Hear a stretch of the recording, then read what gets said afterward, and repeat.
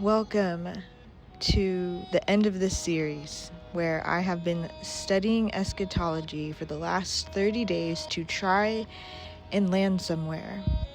And no one is more surprised than me to say that I think I have actually landed somewhere. Very lightly, might I add. But I think I have found a camp that I feel most accurately represents Scripture and propels me to be more like Christ, to love Christ deeper and fuller and richer, and to have hope for the future.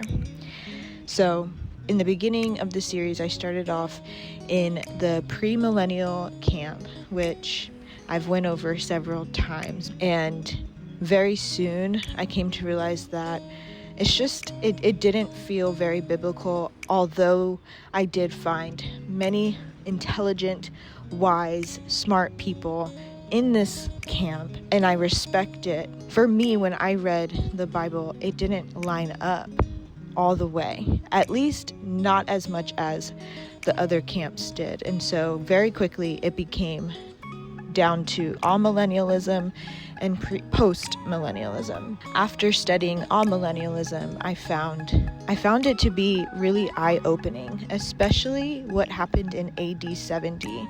So what really surprised me and shocked me was to find out how much all of the tribulation talk that is in Revelation, that is in Daniel, that is in the Olivet Discourse, in Matthew, all of it fits so well with what happened in AD 70 to the Jewish nation.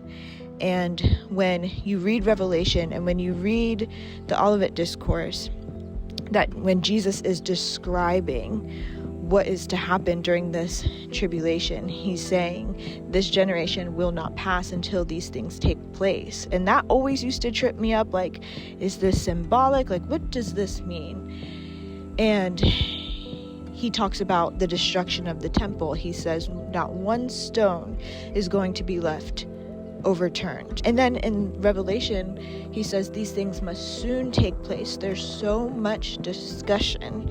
There's so many verses that say these things are soon going to take place, which for them, when they were writing, if you just fast forward, what happened soon after that? One of the most evil person, Nero, ruled, and he was, if you just look up how he ruled, it was incredible. And it's so fascinating when you get into, the mark of the beast or the number of the beast, which Nero's name does equate to 666. And a little nerdy rabbit hole, when the texts were translated, I think, into Latin. Forgive me if I get anything wrong, but when the texts were translated into Latin, they translated the mark of the beast as 616, right? Instead of 666. But if you look at Nero's name spelled in Latin, because they use some sort of system where the numbers correlate to the letters. I'm not the scholar here, but when you look at it, it translates to 616. So in order to make sense for the people reading it, they changed it to 616, which perfectly lines up with Nero. And then when you get into the 42 months in Revelation, Nero ruled for 42, his whole reign and rule was 42 months. There's just so much to unpack there. Once I settled on the fact that, okay, this tribulation period may have taken place really in AD 70. So what now? That left me in the all-mill and post-mill camp, especially believing that the rapture is not going to happen until after these things take place. So anyway, not to get too much into the weeds and into the, minute details of what really convinced me. eventually it came down to realizing that the all-mill camp and the post-mill camp really only have, to me in my brain, one difference, and that is optimism versus pessimism. Like the all-millennial camp, with some varying differences, generally believe what post-mill people believe. The only difference is the all-mill camp, to me, believe that the world is going to continue to get worse and worse as the kingdom is advancing, and the post-mill camp believes that the world is going to get better as the kingdom advances. And surprise, I think I am lightly in the post-mill camp, because at the end of the day, there's smart people on both sides arguing, and it's really just about how you choose, which side you choose to land in. Like, it really just comes down to a choice at that point. Like, I really could see how an all-mill person interprets all of the scriptures, and I could get on board with that. But then when I see how post-mill interprets it, it just does something. And I wouldn't go as far as to say that all mill is less correct. Like, I'm not that deep in it. I would never argue from the position of being 100% correct. But when you start to really dig into post-millennial interpretation, it's crazy how it changes your brain chemistry. Because when you start to think about, okay, we're living in the age when Jesus is reigning and ruling on the right hand of the Father right now, and we are reigning and ruling with him. He has Satan subdued from deceiving the nations. Satan can no longer deceive the nations, and the Father has said to Jesus, sit at my right hand until I make your enemies your footstool. Right? So it's a progressive thing. It's not a snap in the fingers and everything is done like the pre-mill camp believes.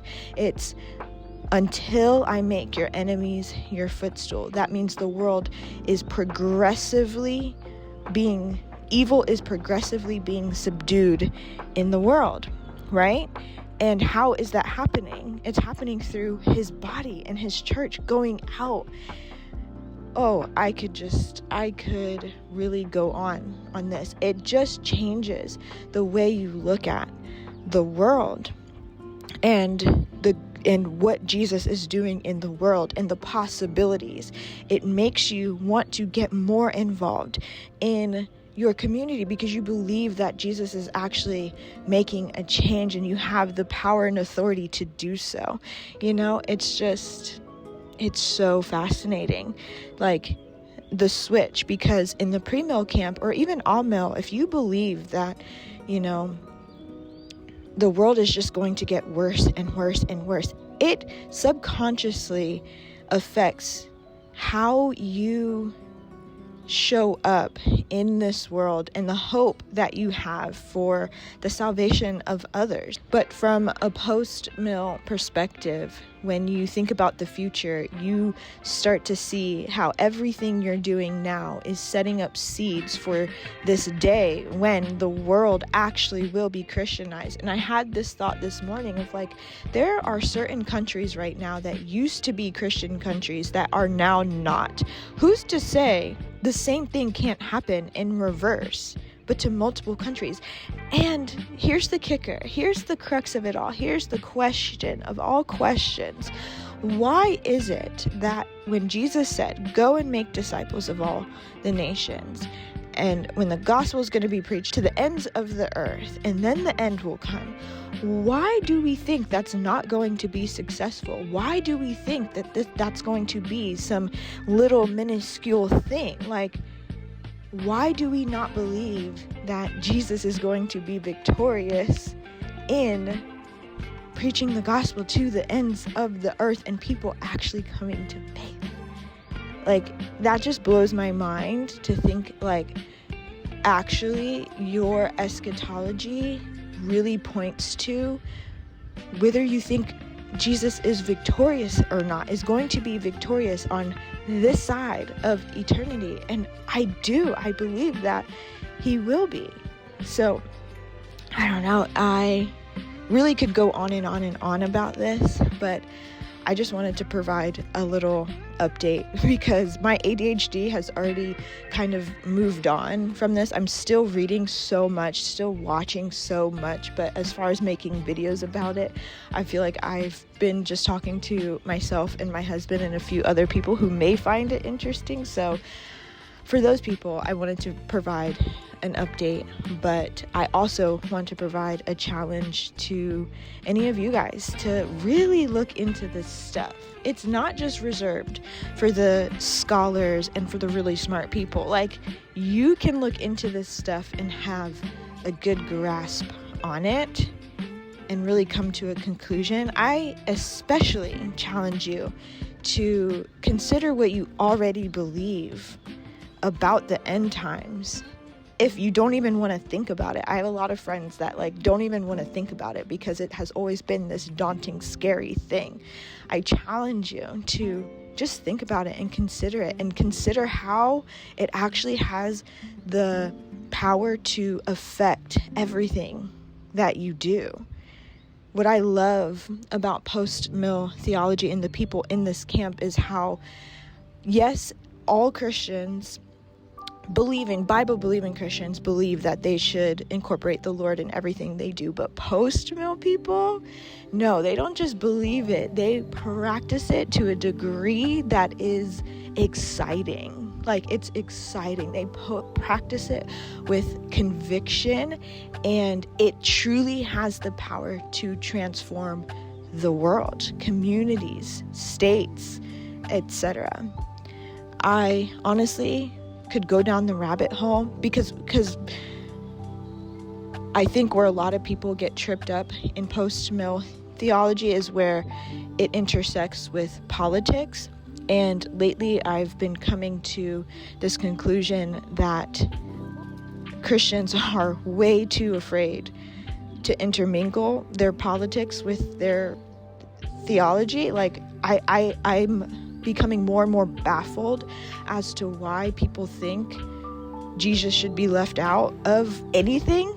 As a Christian, as a believer, we want Jesus in everything, because his way is the highest way. Even for unbelievers, his way is still better. So that does not mean forcing your religion on people, but it means where you reside, you want Jesus' ways to be made known in every aspect, in every sphere. Another rabbit hole. Okay. I think that's enough for now. I think if you have any questions, I would love to discuss. If you want to go back and forth a little, I would love to do that with anyone. But that's all for now. Okay, bye.